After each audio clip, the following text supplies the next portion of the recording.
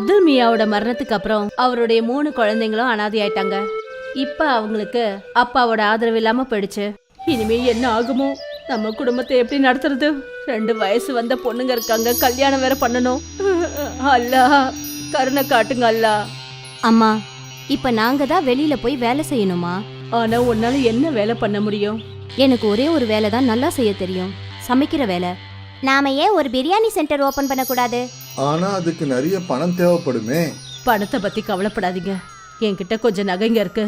ஒரு முறை எல்லாமே சரியாயிடுச்சுன்னா நீங்க எல்லாம் சேர்ந்து இதை திருப்பிடுங்க. ஆனா அம்மா, அப்பா இதை உங்களுக்காக வாங்கி கொடுத்தது. கண்ணா, எனக்கு இந்த நகையை விட முக்கியம் நீங்க தான். இந்த நகையில என்ன இருக்கு, அதை மறுபடியும் கூட வாங்கிக்கலாம். சரிங்கம்மா. ஷிஃபானி அவங்க அம்மாவோட நகைகளை வாங்கிக்கிட்டா. அப்புறம் அதை அடகு வச்சு அதுல அவளுக்கு 20,000 ரூபாய் கிடைச்சது. அந்த பணத்துல அவங்க சின்னதா ஒரு வண்டி கடை வாங்கினாங்க. அப்புறம் அண்ணன் தங்கைங்க 3 பேரை சேர்ந்து அந்த கடையில வேலை செஞ்சாங்க. வாங்க வாங்க, சுட சுட பிரியாணி தயாரா இருக்கு. ஒரு தடவை சாப்பிட்டா மறுபடியும் சாப்பிட தோணும். சீக்கிரம் வாங்க, சுட சுட பிரியாணி முடிய போகுது. நிறைய பேர் அவங்க கடை பிரியாணிய சாப்பிட்டாங்க. அப்புறம் எல்லாருக்கும் அந்த பிரியாணி பிடிச்சிருச்சு. வாவ், பிரியாணி ரொம்ப அற்புதமா இருக்கு. இவ்வளவு சுவையான பிரியாணி இது வரைக்கும் சாப்பிட்டதே இல்லப்பா. ஆமா ஆமா, பிரியாணி ரொம்ப நல்லா இருக்கு. ரொம்ப நன்றி அண்ணன். இது எங்க அம்மாவோட ரெசிபி, எங்க அம்மாவோட ஸ்பெஷல் பிரியாணி. ரொம்ப நல்லா இருக்கு. அப்புறம் மெல்ல மெல்ல அவங்க பிரியாணி கடை நல்லபடியா ஓடுச்சு. இப்ப ஜனங்க கூட்டமா வர ஆரம்பிச்சாங்க. எனக்கு 2 பிரியாணி பார்சல் கொடுமா. சரிங்க. எனக்கு 2மா. இப்ப நதீனுக்கு ஜனங்களை சத்தம் போட்டு கூப்பிட வேண்டிய அவசியம் இல்ல. கடையில அவ்வளவு கூட்டமா நின்னுட்டு இருந்தாங்க. அண்ணன் தங்கைங்க 3 பேரும் சேர்ந்து ஆர்டரை கொடுக்க ஆரம்பிச்சாங்க. இந்தாங்க உங்களோட ஆர்டர். இது உங்களது. இது உங்களோடது. 1 மாசத்துக்கு அப்புறம் ஷிஃபா சம்பாரிச்ச பணத்தை எண்ணிக்கிட்டு இருந்தா. இந்தாங்கம்மா, இந்த மாசத்தோட லாபம் 20,000 ரூபாய். என்ன? ஆமாமா, உண்மைதான், 20,000 ரூபாய். இவ்வளவு பணமா? நாம செய்யற பிரியாணி ஜனங்களுக்கு ரொம்ப பிடிச்சு போச்சு. எப்பவும் கடையில கஸ்டமர் கூட்டம் நிறைஞ்சிருக்குது. யா அல்லாஹ், உங்களுக்கு கோடான கோடி நன்றிகள். நீ என்னோட குழந்தைங்கள அவங்க வேலையில வெற்றியடைய வச்சுட்ட. ரொம்ப நன்றி. அம்மா, அடுத்த மாசமே உங்களோட நகை எல்லாத்தையும் திருப்பிடலாம். இன்ஷா அல்லாஹ். இன்னைக்கு ஷிஃபாவோட குடும்பம் ரொம்ப சந்தோஷமா இருந்தது. அவங்க அப்பா இறந்ததுக்கு அப்புறமா முதல் தடவையா அவங்க வீட்ல ஏதோ நல்லது நடக்க ஆரம்பிச்சது. அவங்க 3 பேரும் ரொம்ப கஷ்டப்பட்டு உழைச்சாங்க. இரவு பகல்னு பார்க்காம 3 பேரும் கடினமா உழைச்சாங்க. இதெல்லாம் நம்ம 3 பேருக்குள்ளேயும் இருக்கிற ஒற்றுமையால தான் நடக்குது. உண்மைதாக்கா. அப்புறம் நாமளும் எப்பவும் இப்படியே இருப்போம். ஆமா, எப்பவும். சில மாசங்கள்ல 3 பேரும் வண்டி கடையில இருந்து ஹோட்டலுக்கு வந்தாங்க. நதீம் கவுண்டர்ல உட்கார்ந்திருந்தான். ஷிஃபாவும் சனாவும் பிரியாணி சமைப்பாங்க. நதீம் தம்பி, அதே சுவையோட இருக்கு, வண்டி கடை மாதிரியே.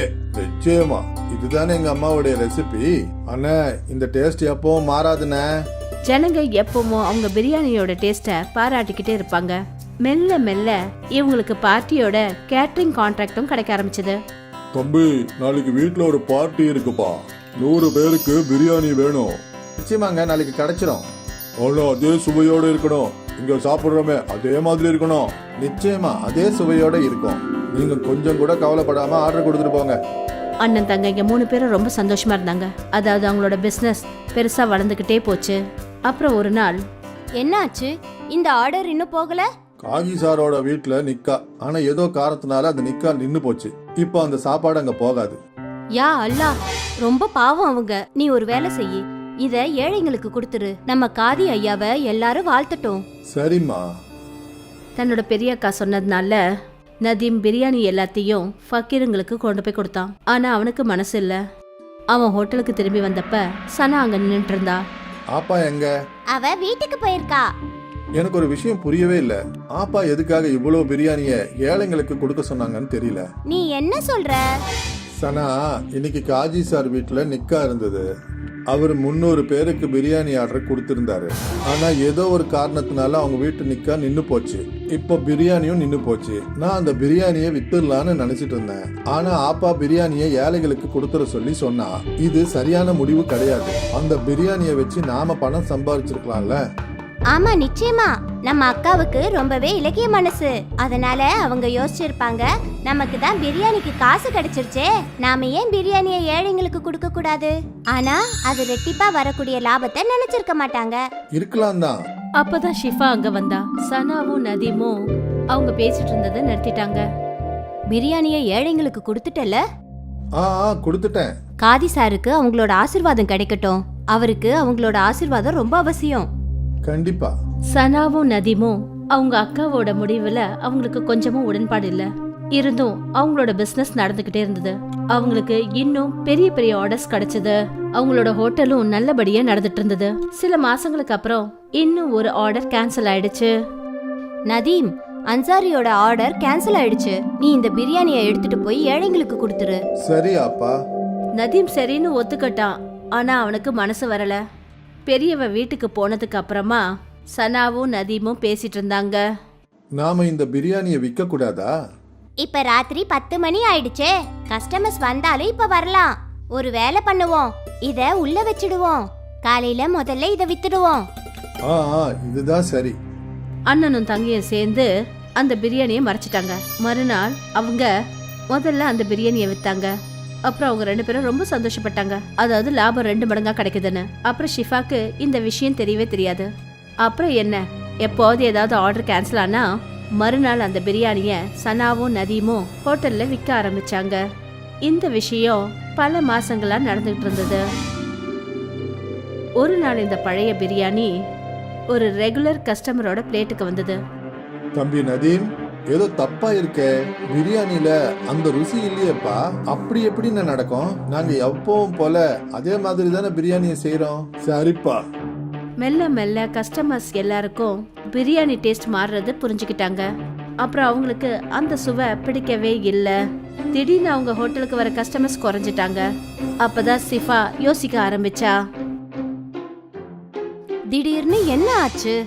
நம்ம கஸ்டமர்ஸ் ஏன் வரதில்ல? இப்படி போச்சுன்னா கடையை எப்படி நடத்துறது? நதீம்க்கு அவனோட தவறுகள் புரிய ஆரம்பிச்சது. அவன் தன்னோட அப்பா முன்னாடி அழ ஆரம்பிச்சான். எல்லாம் என் தப்பு தான். நானும் சனா அக்காவும் சேர்ந்து பழைய பிரியாணியை கஸ்டமருக்கு கொடுத்தோம். நீ என்ன சொல்ற? நதீம் தன்னோட அப்பாவுக்கு முன்னாடி அவன் செஞ்ச தவறுகளை ஒத்துக்கிட்டான். என்ன காரியம் பண்ணிருக்க நீ? அதிகமான லாபம் வேணும்ன்றதுக்காக பிசினஸையே கெடுத்துட்டியே. நாம எப்படி மறுபடியும் நம்ம கஸ்டமர்ஸ் கொண்டு வரது? எங்களை மன்னிச்சிடு அப்பா. எங்களுக்கு தெரியாது இப்படி எல்லாம் நடக்கும்னு. உன்னோட பேராசை எல்லாத்தையுமே கெடுத்துருச்சு. 3 பேரும் யோசிக்க ஆரம்பிச்சாங்க இப்போ என்ன பண்றதுன்னு. அப்புறம் மறுநாள் ஷிஃபாவுக்கு ஒரு வழி கிடைச்சது. ஷிஃபா ஒரு போர்டு எழுதி போட்டா, எங்களை மன்னிச்சிடுங்க, நாங்க செஞ்ச தப்பால நீங்க எல்லாரும் பழைய பிரியாணி சாப்பிட விடதாயிடுச்சு. நாங்க அதுக்கு வெக்கப்படுறோம். அதனால அடுத்த 1 வாரத்துக்கு நாங்க எல்லாருக்கும் ஃப்ரீயா பிரியாணி கொடுக்கறோம். இந்த போர்டை ஷிஃபா ஹோட்டலுக்கு வெளியில போட்டா. கஸ்டமர்ஸ் போர்டை படிச்சாங்க. அவங்க ஃப்ரீ பிரியாணி சாப்பிட்றதுக்கு எல்லாரும் ஹோட்டலுக்கு வந்தாங்க. அப்புறம் மறுபடியும் ஒரு முறை அவங்களுக்கு அந்த சுவையான பிரியாணி பிடிக்க ஆரம்பிச்சது. இது அப்படியே பழைய டேஸ்ட்ல இருக்கு. ஆமா ரொம்ப நல்லா இருக்கு. 1 வாரத்துக்கு எல்லாருக்கும் ஃப்ரீயா பிரியாணி கொடுக்க விடுதாயிடுச்சு. ஆனா அவங்களோட கஷ்டத்துக்கு ஒரு தீர்வு கிடைச்சது. அவங்களோட கஸ்டமர்ஸ் திரும்பி வந்துட்டாங்க. அப்புறம் சனாவுக்கும் நதீமுக்கும் புரிஞ்சு போச்சு, அதாவது பேராசைப்படுறது ரொம்ப தப்புன்னு. மறுபடியும் ஒரு முறை அம்மியோட பிரியாணி ஃபேமஸ் ஆச்சு. கிராமத்துல அபிமன்யுன்னு பேர் கொண்ட ஒரு ஆளு பன்னீர் பிரியாணி வியாபாரம் பண்ணிக்கிட்டு இருந்தாரு. ஒரு நாள் அபிமன்யு மார்க்கெட்ல பன்னீர் பிரியாணி வண்டி கடையை போட்டு கஸ்டமர்களுக்கு குரல் கொடுத்துக்கிட்டு இருந்தாரு. வாங்க வாங்க, வந்து பன்னீர் பிரியாணி ருசியை சாப்பிட்டு பாருங்க. நீங்க செலவு பண்ற காசுக்கு கண்டிப்பா சந்தோஷம் கிடைக்கும். என்னோட பிரியாணியில நான் போட்டிருக்கிற இந்த பன்னீர் இந்த வெயில் காலத்துல உங்களுக்கு குளிர்ச்சியை கொடுக்கும். அப்பதான் அந்த இடத்துக்கு தலைவர் வந்து அபிமன்யு கிட்ட சொன்னாரு. என்ன விஷயம் அபிமன்யு? ரொம்ப நேரமா பார்த்துட்டு இருக்கேன், நீ கஸ்டமர்ஸுக்கு குரல் கொடுத்துக்கிட்டே இருக்க, ஆனா யாரும் உன்னோட பன்னீர் பிரியாணியை சாப்பிட வரவே இல்லையே. அப்படியெல்லாம் ஒன்றும் இல்லை தலைவரே, கொஞ்ச நேரத்தில் நீங்களே பாருங்க, நிறைய கஸ்டமர்ஸ் வந்து என்னோட கடையில் பிரியாணியை சாப்பிட்டு சந்தோஷப்பட போகிறாங்க. அபிமன்யு, இது வெயில் காலம், நீ இந்த பன்னீர் பிரியாணியை விற்கிறதுக்கு பதிலாக ஏதாவது புது பொருள் விற்கலாம்ல? இல்லை தலைவரே, என்னோட அப்பாவும் இந்த பன்னீர் பிரியாணியை தான் வித்துட்டு இருந்தாரு. அப்புறம் அவர் தான் எனக்கும் பன்னீர் பிரியாணி செய்யறத சொல்லி கொடுத்தாரு. நான் இந்த வியாபாரத்தை கண்டிப்பாக விட மாட்டேன்.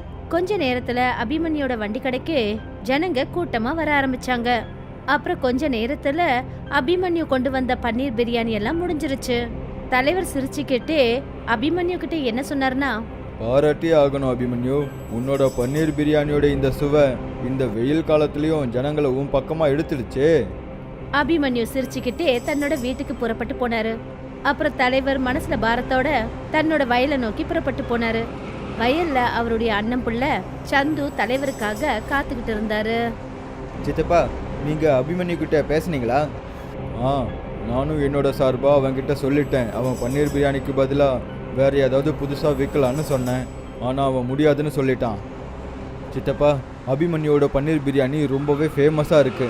ஒருவேளை நான் அவன் முன்னாடியே போயிட்டு வேற ஏதாவது புது வியாபாரம் செஞ்சேன்னா அது கண்டிப்பா வியாபாரம் ஆகாது. அப்புறம் எனக்கு எல்லாம் நஷ்டம் தான் ஏற்படும். நீ கவலைப்படாத சந்து, நான் நாளைக்கு ஏதாவது புது யோசனை யோசிச்சு உங்ககிட்ட சொல்றேன். இங்க அபிமன்யோட மனைவி அபிமன்யு கிட்ட என்ன சொன்னான்னா, நேத்து நீங்க போனதுக்கு அப்புறமா தலைவர் ஐயா வீட்டுக்கு வந்திருந்தாரு. அவர் என்ன சொன்னாருன்னா, ஒரே வெயில் காலமா இருக்கு, உன் புருஷன் கிட்ட சொல்லி வேற ஏதாவது வியாபாரம் ஏன் பண்ணக்கூடாதுன்னு கேட்டாரு. இந்த தலைவர் இருக்காரு, எப்ப பாரு என் பின்னாடியே சுத்திட்டு இருக்காரு. அட, நான் செய்கிற இந்த பன்னீர் பிரியாணி மொத்த கிராமத்துலேயும் ஃபேமஸாக இருக்கும்போது நான் எதுக்காக வேற வியாபாரம் பண்ணணும்? சரியா சொன்னீங்க. உங்களோட பன்னீர் பிரியாணிய நல்ல வெயில் காலத்துல கூட மக்கள் வாங்கி விரும்பி சாப்பிட்றாங்க.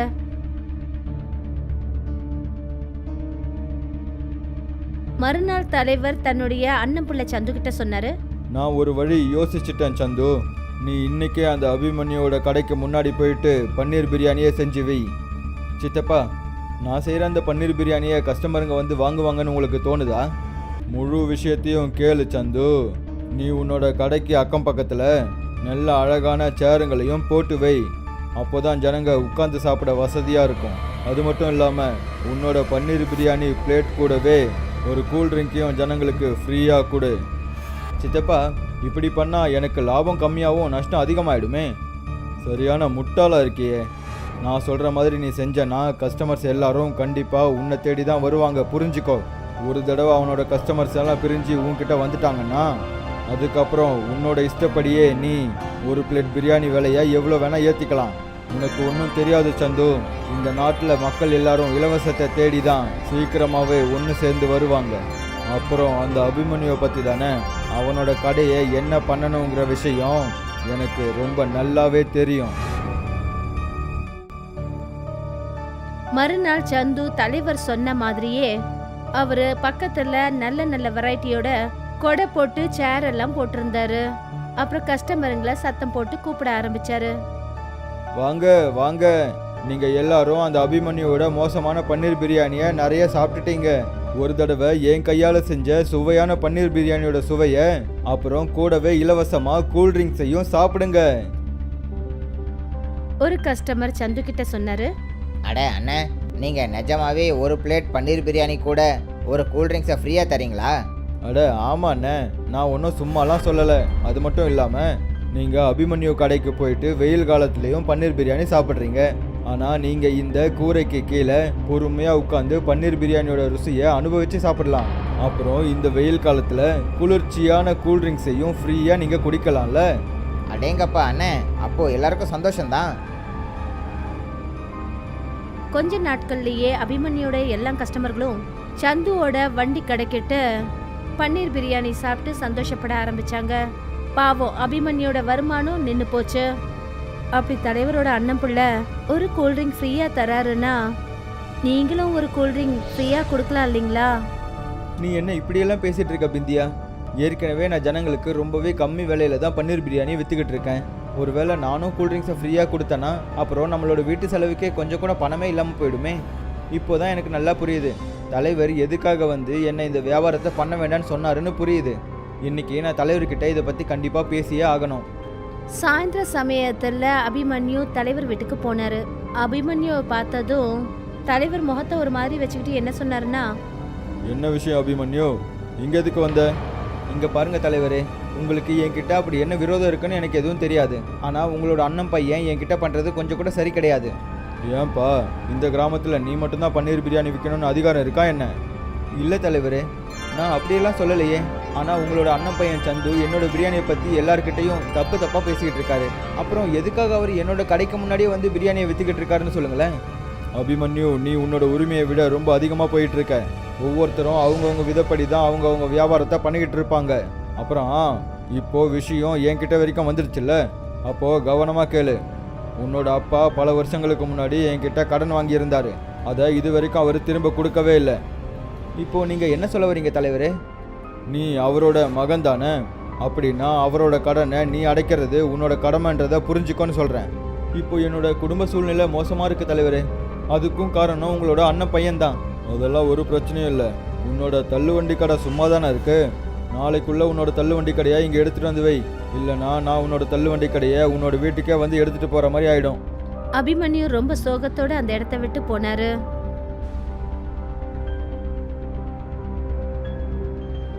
மறுநாள் தலைவரோட ஆட்கள் அபிமன்யோட வண்டி கடையையும் தூக்கிட்டு போயிட்டாங்க. அபிமன்யு வேலை இல்லாதவரா ஆயிட்டாரு. சில நாட்கள் இப்படியே போய்கிட்டு இருந்தது. என்னங்க, இன்னும் எவ்வளவு நாளைக்கு தான் இப்படி நீங்க வீட்லயே உட்காந்துருப்பீங்க? எனக்கு எதுவும் புரிய மாட்டேங்குது பிந்தியா. என்னோட வியாபாரமும் என்னோட வண்டியும் என் கையை விட்டு போயிடுச்சு. இப்போ நான் என்ன பண்ணுறது? தலைவர் உங்ககிட்ட நிச்சயமா போய் சொல்லியிருக்கணும். உங்களோட அப்பா அவர் இறந்து போய் எத்தனையோ வருஷங்கள் ஆயிடுச்சு. அவர் உங்ககிட்ட இது விஷயமா பேசின மாதிரி தெரியலையே. அதாவது தலைவர் ஐயா கிட்ட பணம் கடன் வாங்கினதா? எனக்கு தெரியும் பிந்தியா, ஆனால் அது தெரிஞ்சிருந்தும் என்னால் எதுவும் பண்ண முடியலை. எனக்கு இப்போ நம்ம கிராமத்தை விட்டு போயாகணும்னு தான் தோணுது. ஏன்னா இங்கே இருக்கணும்னு எனக்கு விருப்பமே கிடையாது. இப்படி சொல்லிட்டு அபிமன்யு அவரோட காலால ஒரு பெட்டியை எட்டி உதைச்சாரு. அதுல இருந்து சில பொருட்கள் வெளியே வந்து விழுந்தது. என்னங்க இப்படி பண்ணிட்டீங்க? இது உங்க அப்பாவோட பழைய மரப்பெட்டிங்க. அபிமன்யு தன்னோட மனைவி கிட்ட எந்த ஒரு விஷயமும் பேசல. அப்புறம் அந்த பாக்ஸ்ல இருந்து விழுந்த ஒரு பழைய பேப்பரை எடுத்து படிக்க ஆரம்பிச்சாரு. எங்க நீங்க என்ன படிச்சுட்டு இருக்கீங்க? என்ன இது? இது என்னோட அப்பாவோட ஹேண்ட் ரைட்டிங் பிந்தியா. என்னோட அப்பா தான் இந்த கிராமத்தில் 5வது வரைக்கும் படிச்சிருக்காரு. இதில் பனி பிரியாணியை பற்றி ஏதோ எழுதி இருக்கு. திடீர்னு அபிமன்யுவுக்கு ஒரு ஞாபகம் வந்தது. எனக்கு ஞாபகம் வருது. அப்பா எங்கள் அம்மா கிட்ட ஐஸ் பிரியாணியை பற்றி நிறைய விஷயங்களை பேசியிருக்காரு. ஒரு நாள் ஐஸ் பிரியாணியை செஞ்சு அவர் விற்கணும்னு சொல்லிக்கிட்டு இருந்தாரு. இது அதுவாக தான் இருக்கும்னு நினைக்கிறேன். அப்படி அதான் விஷயம்னா நீங்க ஏன் ஐஸ் பிரியாணி செஞ்சு வியாபாரம் பண்ணக்கூடாது? அப்படி உங்ககிட்ட பணம் இல்லைன்னா என்கிட்ட ஒரு வெள்ளி நெக்லஸ் இருக்குங்க. அதை நீங்க அடமானம் வச்சு உங்களோட வியாபாரத்தை மறுபடியும் ஆரம்பிங்க. அபிமன்யு அன்னைக்கே அந்த நெக்லஸ் அடமானம் வச்சு கொஞ்சம் பணம் வாங்கிக்கிட்டு வந்தாரு. அப்புறம் அரிசியை வாங்கி அவருடைய அப்பா எழுதி வச்ச ரெசிபிய பார்த்து அந்த அரிசியில சமைச்சு அதுல ஐஸ் கட்டிய கலந்தாரு. பிந்தியா, இப்போ ஐஸ் பிரியாணி செஞ்சு ரெடி ஆயிடுச்சு. உங்களோட சேர்ந்து நானும் வியாபாரம் பண்றதுக்கு முயற்சி பண்றேங்க. நாம நம்மளுடைய பழைய இடத்துலயே வெயில்ல நின்னு இத வியாபாரம் பண்ணுவோம். அபிமன்யு விந்தியா கூட தன்னுடைய பழைய இடத்துக்கு போயிட்டாரு. அப்புறம் குரல் கொடுக்க ஆரம்பிச்சாரு.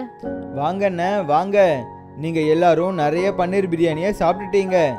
ஒரு தடவை நீங்க இந்த ஐஸ் பிரியாணியை சாப்பிட்டு சில்லுன்னு கூலா இருந்து ரொம்ப சந்தோஷமா இருங்க. அப்பதான் அங்க ஒரு கஸ்டமர் வந்து சொன்னாரு. அட அண்ணன், பன்னீர் பிரியாணி, சோலே பிரியாணி, நான்வெஜ் பிரியாணியை பற்றி கேள்விப்பட்டிருக்கேன். ஆனால் இந்த ஐஸ் பிரியாணியை பற்றி முதல் தடவையாக கேட்குறேனே. நீங்களே பார்க்குறீங்கல்ல, வெயில் ரொம்பவே அதிகமாக இருக்கு. ஒரு தடவை இந்த பிரியாணியோட சுவையை ருசிச்சு பாருங்க, அப்புறம் குளிர்ச்சியை அனுபவிங்க. கொடுங்கண்ணே, ஒரு பிளேட் கொடுங்க. அபிமன்யு அந்த கஸ்டமருக்கு ஒரு பிளேட்ல அந்த ஐஸ் பிரியாணியை கொடுத்தாரு.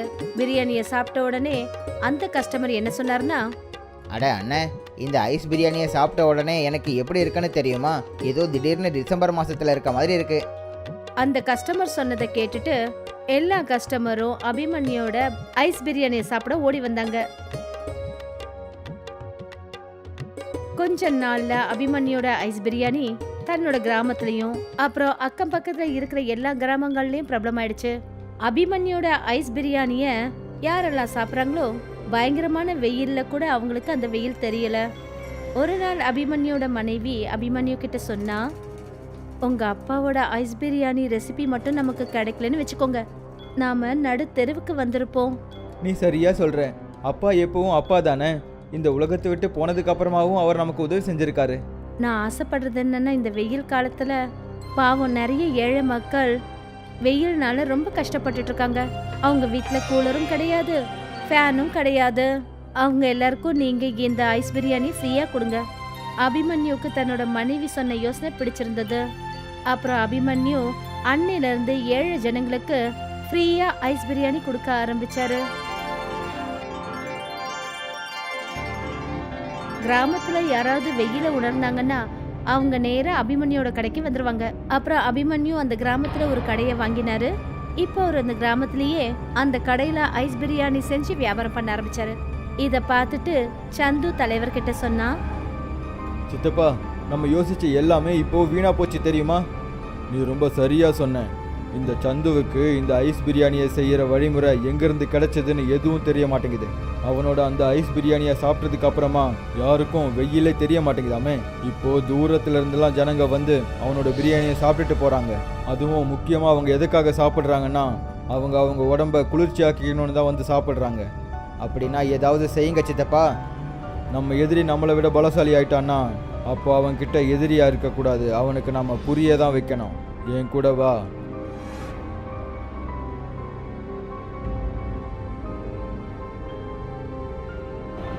தலைவர் சந்துவை கூட்டிக்கிட்டு அபிமன்யோட வீட்டுக்கு போனாரு. தலைவர் அப்புறம் சந்துவை பார்த்துட்டு அபிமன்யு அதிர்ச்சியாகி என்ன சொன்னார்னா, தலைவரே, இன்னைக்கு இந்த ஏழையோட ஞாபகம் உங்களுக்கு எப்படி வந்துச்சு? அபிமன்யு, உன்னோட அந்த ஐஸ் பிரியாணி ரொம்ப தூரம் வரைக்கும் நல்லா ஃபேமஸ் ஆயிடுச்சு. இப்போ ஜனங்க எல்லாரும் நம்ம கிராமத்து பேரை கூட ஐஸ் பிரியாணின்ற பேரில் தான் ஞாபகம் வச்சுருக்காங்க. ஆனால் நான் இப்போ உங்ககிட்ட சமாதானம் பேச வந்திருக்கேன். உங்களுக்கும் எனக்கும் எந்த ஒரு பகையுமே இல்லையே தலைவரே, அப்புறம் எதுக்காக சமாதானம் பேசணும்? நீ சரியான முட்டாளாக இருக்க அபிமன்யு.